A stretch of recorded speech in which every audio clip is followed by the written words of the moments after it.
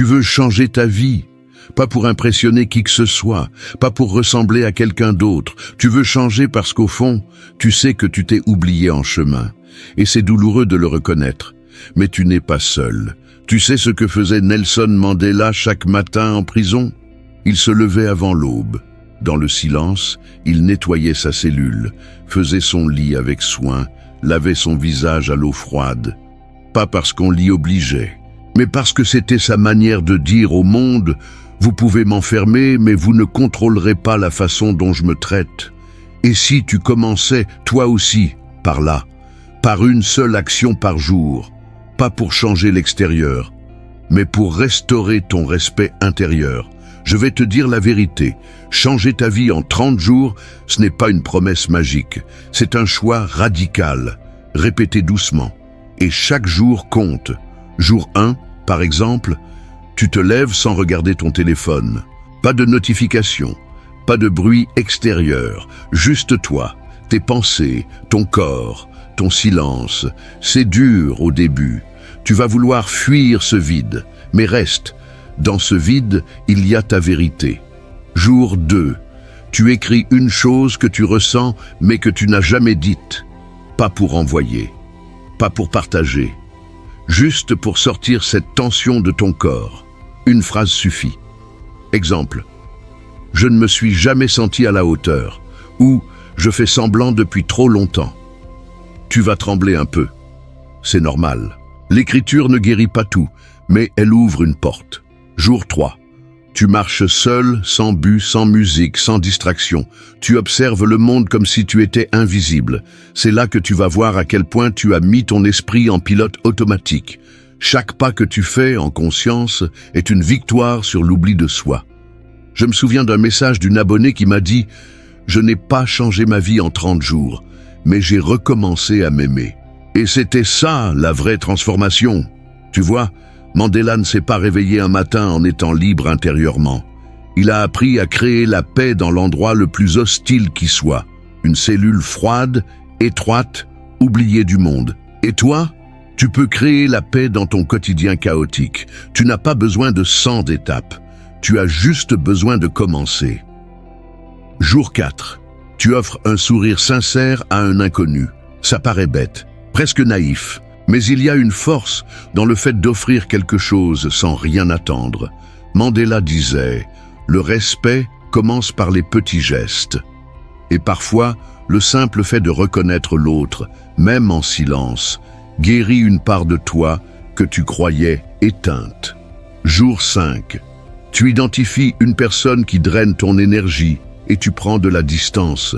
Pas besoin d'un grand discours. Il suffit parfois d'un silence, d'une absence de réponse. Mandela savait se protéger sans conflit. Il gardait ses forces pour ce qui comptait vraiment. Et toi aussi, tu as le droit de ne plus être disponible pour ce qui te détruit doucement. Ce que tu découvriras au jour 15 va te surprendre. Mais avant ça, tu dois comprendre ceci. Il y a des décisions silencieuses qui changent tout. Couper un lien, ce n'est pas un rejet. C'est une déclaration d'amour envers toi-même. Chaque espace que tu crées, c'est une respiration de plus que tu t'offres. Jour 6, tu t'habilles pour honorer la personne que tu veux devenir, pas celle que tu veux fuir. Mandela, même en prison, gardait une posture digne. Il ne s'habillait pas avec luxe, mais avec cohérence, parce que la façon dont tu te présentes au monde rappelle à ton cerveau qui tu es en train de devenir. Jour 7, tu cuisines un repas avec lenteur comme un acte de soin. Pas pour poster une photo, pas pour impressionner, juste pour te rappeler que ton corps mérite ce qu'il y a de meilleur. C'est un acte de réparation. Tu mérites de te nourrir avec amour. Tu vois, chaque jour n'est pas une révolution, mais chaque jour est une preuve d'amour envers toi-même. Et plus tu t'aimes, moins tu cherches la validation ailleurs. Je me souviens de Lila, une femme de 42 ans, mère de 2 enfants, qui m'a écrit « Je pensais qu'il fallait tout casser pour tout reconstruire, mais ce défi m'a appris que c'est dans les choses simples que j'ai retrouvé ma force. Ce qui m'a brisé, c'est l'oubli. Ce qui me guérit, c'est la présence. » Jour 8. Tu éteins ton téléphone 1 heure avant de dormir. Ton esprit a besoin d'un sas entre le monde et ton monde intérieur. Mandela méditait. Il ne l'appelait peut-être pas comme ça, mais il prenait ce moment pour réfléchir, pour respirer, pour déposer le poids du jour. C'est maintenant que le chemin devient plus intime. Les prochains jours sont ceux où 80% des gens abandonnent. Mais c'est aussi là que commence la vraie transformation que peu osent traverser. Ce n'est pas une question de force, c'est une question de fidélité à soi. Si tu restes, tu découvriras ce que la plupart ne verront jamais, le calme profond après la tempête intérieure. Jours 9 à 15 sont des jours d'ancrage. Tu reprends ce que tu as déjà fait, mais tu le refais avec conscience. Tu observes ce que ça change. Tu notes, tu écoutes ton corps. Tu regardes tes émotions sans jugement. Et c'est là que le vrai changement commence. Parce qu'il y a une chose que personne ne dit. Changer sa vie, ce n'est pas ajouter. C'est souvent retirer. Retirer l'urgence. Retirer la peur. Retirer le bruit. Et Mandela savait ça mieux que quiconque. Privé de tout, il avait encore une chose, lui-même, et il en a fait un refuge. Jour 16. Tu pardonnes une chose que tu n'arrives pas à oublier. Pas pour excuser, pas pour oublier, mais pour ne plus te laisser détruire par ce qui est déjà passé. Mandela disait, le ressentiment, c'est comme boire du poison et espérer que l'autre en souffre. Tu n'as pas besoin d'être en paix avec tout le monde, mais tu as besoin d'être en paix avec toi-même. Jour 17, tu réécoutes une chanson qui t'a marqué dans le passé. Et tu pleures si tu en as besoin. Parce que parfois, la guérison ne vient pas par les mots. Elle vient par une note, un frisson, une larme. Jour 18. Tu prends une photo de toi, aujourd'hui, sans filtre. Et tu écris dessous « Je suis en chemin ».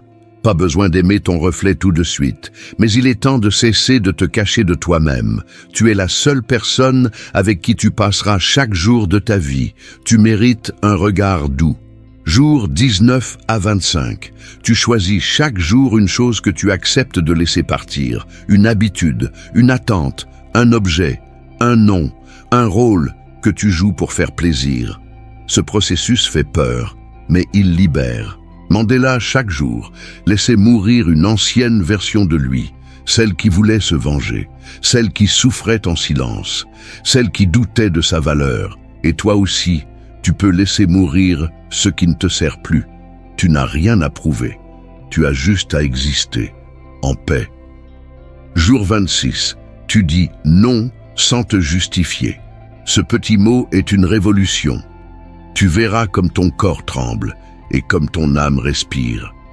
Dire non, c'est dire oui à toi.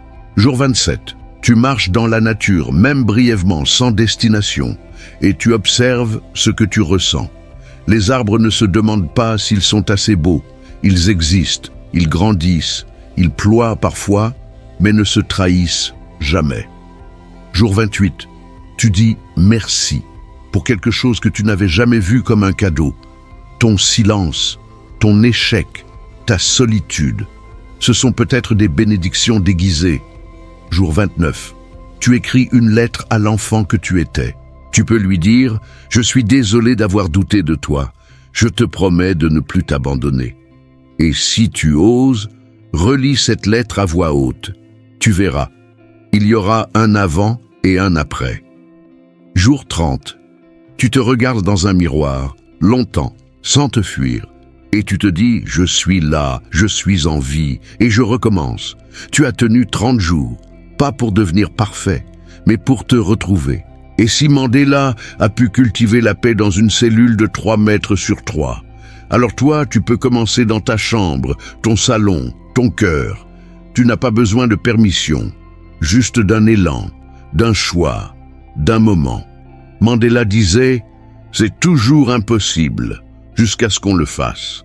Alors vas-y, fais-le, commence aujourd'hui.